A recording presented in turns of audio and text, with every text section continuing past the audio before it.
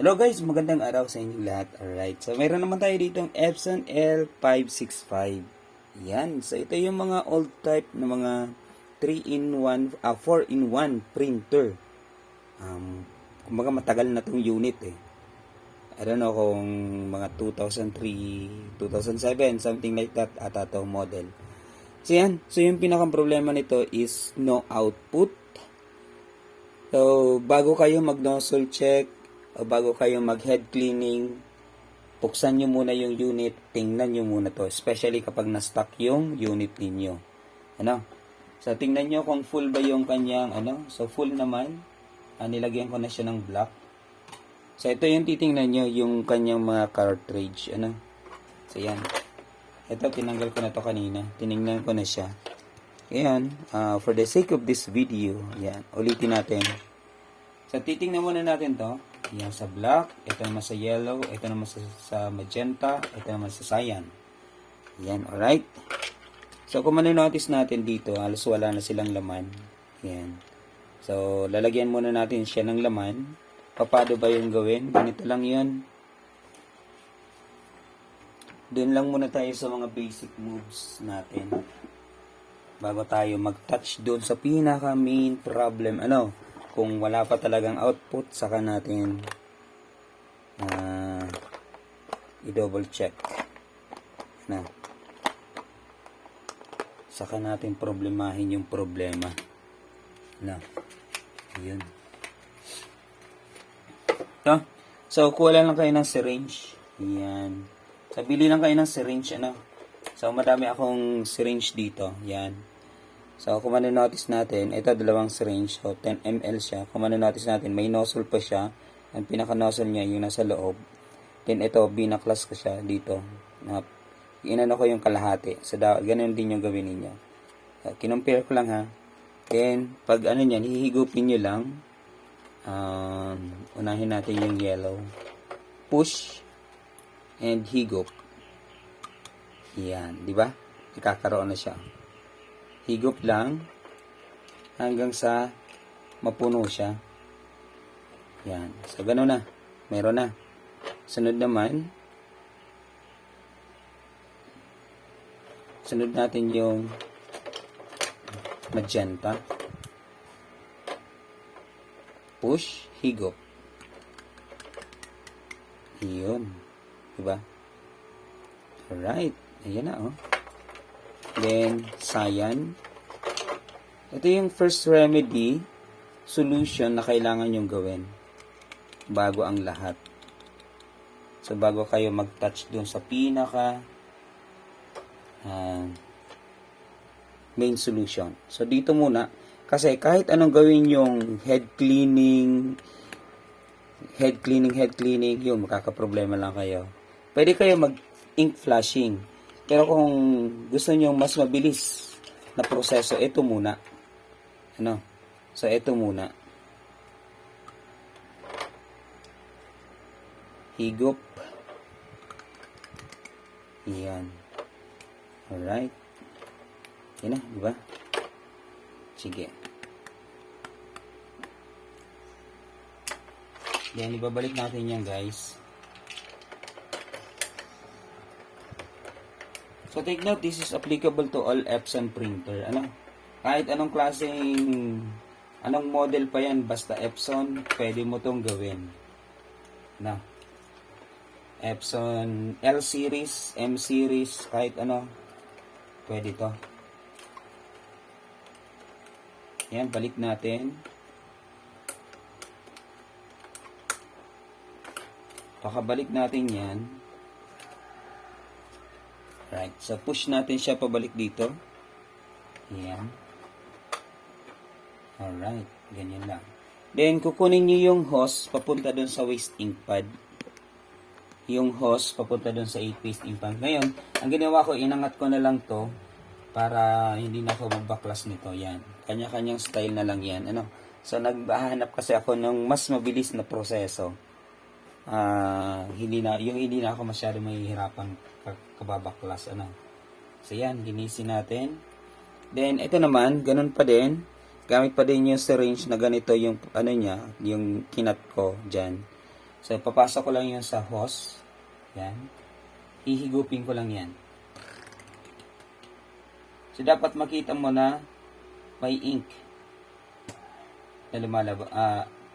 Na may ink na nahihigop. Kasi pag mayroon yan nahihigop na ink, ibig sabihin, continuous yung pag-flow ng paghigop. So, ibig sabihin, halos wala siyang bara or natanggal yung bara. Now, then na-feed na yung printhead natin, nagkaroon na siya ng tawag natin dyan, ng ink. No, so, ganun lang yung gagawin natin. So, ito may nakuha na tayo. Ayan, madami siya. Ayan, oh. So, tapon muna natin.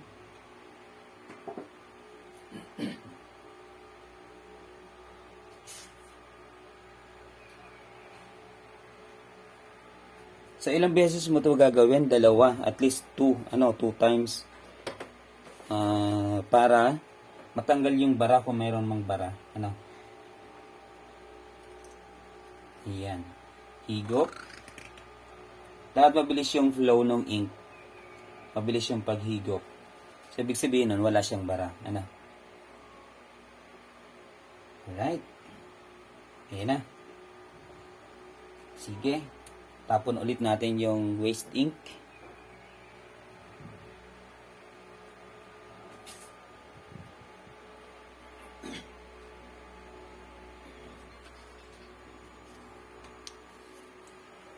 Alright guys, so ito naman, iusod natin siya ulit dito. Kita niyo yung ink, papunta doon sa waste ink, yan, sa tray niya. Yan. So higupin natin yan para hindi siya mag-overflow dyan. Lagay ulit dito. So lalagay na ulit natin dyan. Then higop, mawawala yan. Yan. Kita ba? Medyo malabo. Yan. Higop. Diba? Alright. So, ganun yung pag-drain dyan sa parteng yan. Sige, tapon ulit natin to.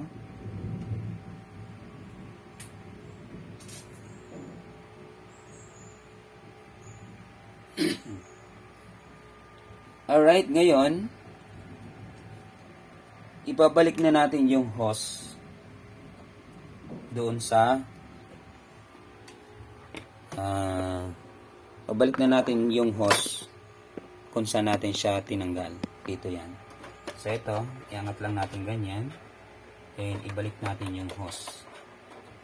So, kanya-kanya diskarte na lang yung pagbalik guys ha. Kanya-kanya diskarte na lang yan. So, nasa sa inyo na lang yan kung anong diskarte yung gagawin nyo. Pero madali lang naman pagbalik nyan eh. Papasok mo lang naman siya sa butas. Then, that's it. Okay na. Ayun, tapos na.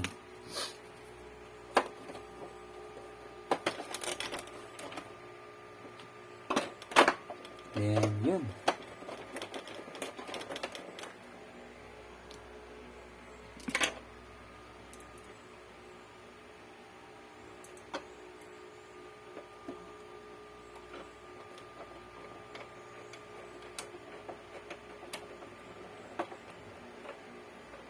Alright, sige. Ayan. Balik natin siya dyan. Then, eto na. Babalik na natin tong cover niya. Yung kanyang scanner. Right. Medyo mahirap magbalik ng ganitong klaseng sa mga ganito scanner. Especially dito sa yan. Medyo mahirap siyang kunin yan. So, titingnan nyo muna baka mayroong mga umangat. So, dapat i-flatten mo yan para hindi siya magdikit-dikit. Kasi pag nagdikit-dikit yan, mag-e-error yan. So, as much as possible, tama yung pagkakakonect natin. Take note, kung hindi kasya, wag pilitin ha. Kasi mabubungi lang yan. Alright. Yan. Siksik na natin to. .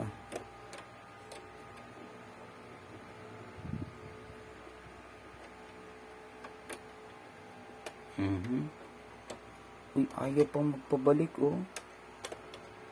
Wala, pinapahirapan pa tayo. Yan, nilagay ko muna siya sa labas. Yan, pansamantagalan. No, pwede naman yun. Pero dapat niya nasa ilalim niya. So, balik natin to.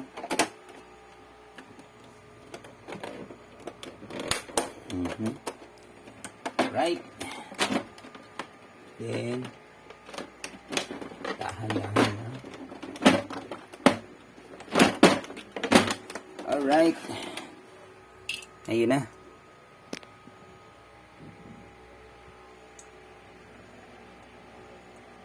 Lagyan natin ng tornilyo.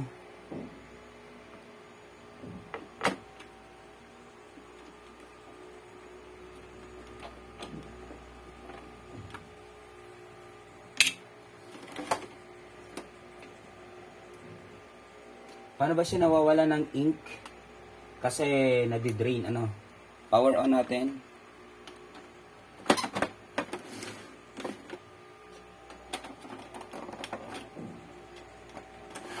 Wala, ayaw na mag-power on.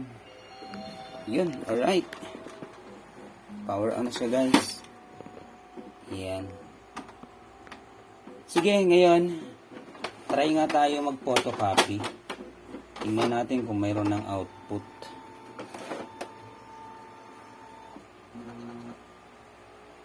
Oops, pero bago yan, kailangan muna daw nating i-reset yung printer.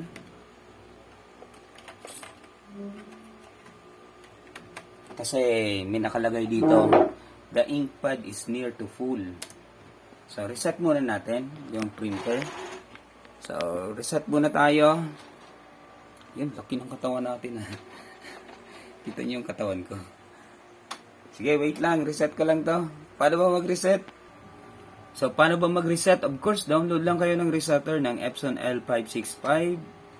Then, ganito. Open nyo lang. Then, select. So, hanapin nyo na lang yung port niya. So, exact port. Makikita nyo naman yan dyan. Then, click OK. Then, particular mode. Then, waste ink pad counter. Ayan. Check lang natin yung main pad counter. Then, hayaan muna natin dapat matapos yung pag-blink niya para masabi nating ready na yung printer. Ayan. Sumisipol siya, guys.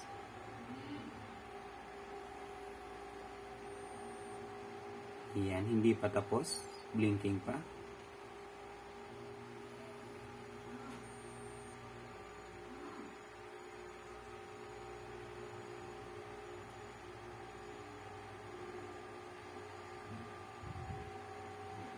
Alright, ayan. So, steady na yung kanyang indicator lead. Let's go back here. So, main pad counter, check natin. Then, click natin yung check. Ayan, 100% na siya, guys.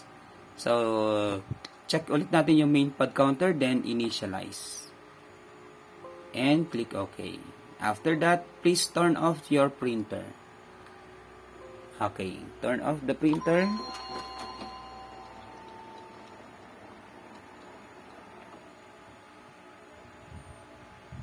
So, once it is turned off, click natin siya dito.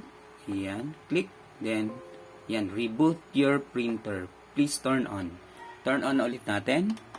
Then, antayin natin mag-steady yung kanyang blue indicator lead. So, take note, this is not only applicable for this model, also this is applicable to all Epson printer. Ano po? Yan, ganun lang yung process. Nagkakaiba lang sila sa model. Ano? So, yan. So, hindi na siya blinking. Okay na. So, let's go back here. Yan. Check natin yung main pad counter. Then, check. Alright. 0% na siya. Okay. From here, okay na. Reset na yung ating printer. So, ayun. Pwede na tayong mag-create ng output. Sige nga. Daming error nito. Sige nga, create nga tayo ng output. Tingnan natin kung mayroon na ba siyang black. Kompleto na ba? Software LED. Bonito. Sige, hanap na lang tayo dito ng ano. Pwede nating ma-print.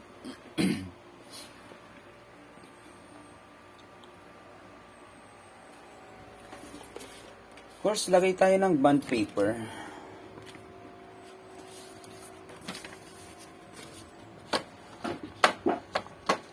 So, mayroon pa tayong pupuntahan after this.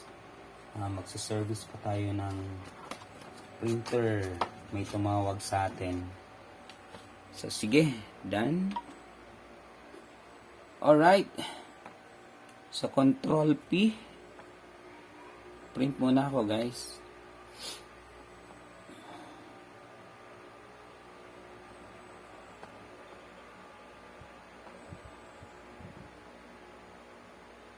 So, this is Epson L565. L565 ready.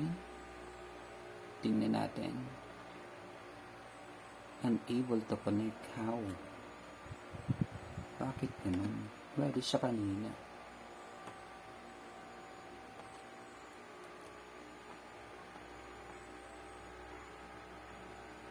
Right, print. Page 1.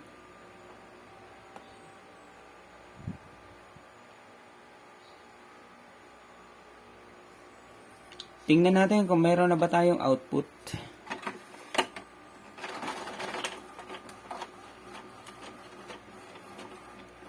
Yan, printing na siya guys, printing na.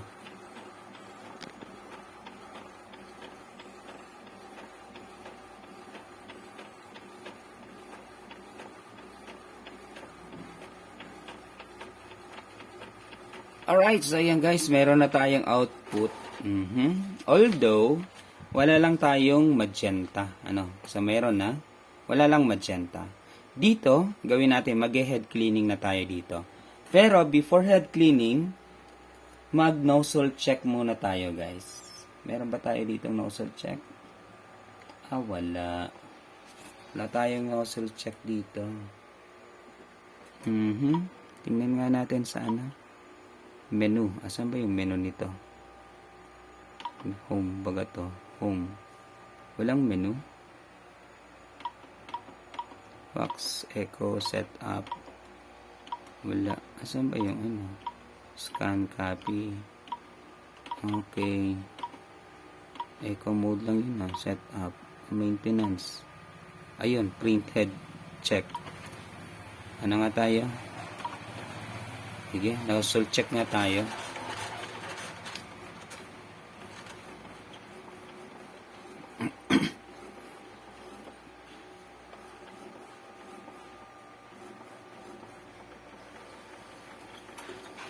Alright, so parang something na medyo barado yung kanyang magenta.